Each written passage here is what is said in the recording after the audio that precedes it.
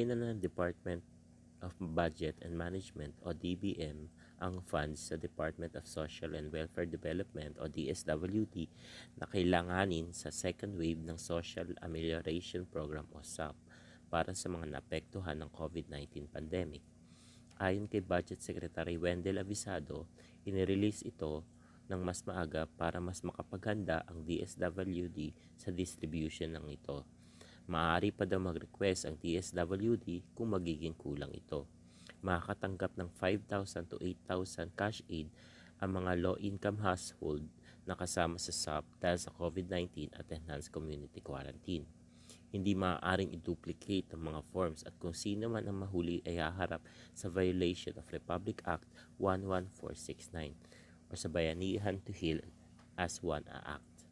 Ang mga forms ay pre-numbered at barcode ng DSWD. Sa 96 billion sa second wave, buo nang naibigay ng DBM ang request na 200 billion para sa SAP. Ang mga lugar na nasa GCQ ay hindi na makakasama sa second wave ng SAP. Yes, tama po mga ninong at ninang. Ang DSWD po ay soon magre-release na ng second chance SAP subsidy to the LGUs. Ang second wave po ng Social Amelioration Program ay marirelease bago man on or before May 20 to the local government units that have submitted the complete liquidation reports on the first phase implementation of the cash aid. Sabi po ng spokesperson ng DSWD na si Ms. Irene Dumlao that the LGUs that fully complied with the requirements can expect to receive the second tranche of the emergency assistance on May 20 at the earliest.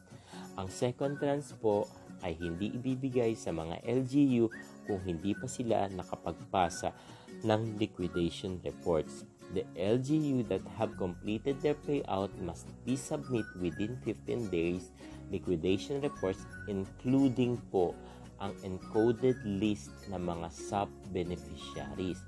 Ang DSWD will conduct the validation to ensure that the recipients of emergency subsidy are eligible at there are no cases of duplication. She said also that the complaints that will be lodged at the DSWD will be forwarded to DILG. Ayan po ang sinasabi ni Pangulong Duterte na magbibigay siya ng 30,000 rewards para po dun sa mga taong nagko-corrupt at may katiwali ang ginagawa regarding sa subsidy sa beneficiaries. Ang DILG po ay inutusan ni Pangulong Duterte na mag-imbestiga regarding the SAP beneficiaries. Some LGUs po, particularly sa NCR, Cavite, Bulacan, Davao at Cebu ay hindi pa nakakapagbigay o hindi pa sila nakakapagbigay ng fully first tranche subsidy cash aid. Sila ay binibigyan ng extension ng DILG. Under the guidelines po ng LGU, are required to submit the liquidation reports and financial report documents to DSWD within 15 days. Ayan po ang hinihiling ng DSWD, ang mga report ng LGU. Ang mga report po na ito ay ito yung mga disbursement report, yung mga hindi nabigyan, yan kung kinulang man or sobra man ang bigay sa kanila.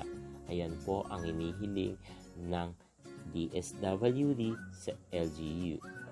That among the documents must be submitted by the LGUs to the DSWD are report of check issued or report disbursement duly approved by the LGU accountant and approved by the local chief executive, and a copy of official receipt for any refund unutilized balance. So, ibig sabihin kahit may sobra pa, kailangan nilang ibalik. The LGU are expected to refund all unutilized or disallowed amount within 15 days from submission of liquidation reports based on the DSWD guidelines. The 68.2 billion subsidies has been distributed to over 12.5 SAP beneficiaries, or 69% the field of the 18 million low-income household targeted received cash aid. So mga ninong at ninang, hihintayin po natin itong SAP beneficiaries on or before May 20. So kailangan ang lahat ng mga LGUs natin, kung saan po tayong nasasakupan na LGU, kailangan po nila magbigay ng liquidation report as soon as possible sa DSWD. Kaya po may mga city na minabadali kasi binibigyan sila ng ultimatum ng DILG na kailangan na lang maibigay as soon as possible yung SAP beneficiaries.